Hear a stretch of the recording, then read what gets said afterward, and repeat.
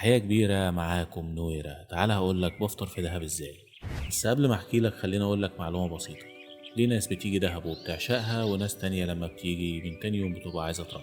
لو انت بتحب الوحدة هتحب دهب، ولو بتحب البساطة برضه هتحب دهب، ولو بتحب لمة الصحاب والقعدة اللي بتحس فيها بدفى برضه هتحب ده. اما بقى لو بتحب فسحة المولات والسهر في الديسكو والدوشة والهيصة والاماكن اللكشري هتكره دهب جدا. ودلوقتي تعالى هقولك بفطر ازاي.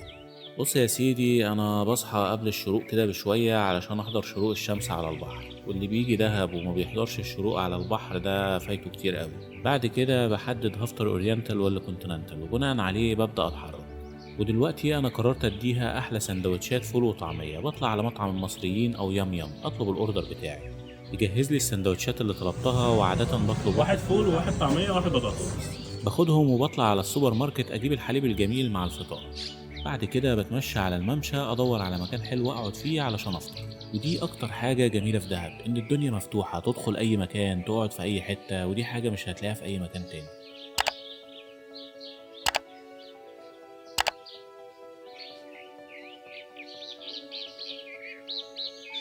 المهم افطر الفطار التمام وانا بتفرج على البحر والهوا يجيبني ويوديني. بس كده؟ لا مش بس كده. ما تنساش ان دهب محمية طبيعية، وان دور اي حد بيزورها انه يحافظ عليها. علشان كده بعد ما تخلص اكلك وشربك لم الاكياس بتاعتك وارميها في الباسكت. وبس كده يا سيدي، الفيديو ده خلص، لكن لسه فيديوهاتنا عن دهب ما خلصتش. اشوفكم في فيديو جديد، وسلام.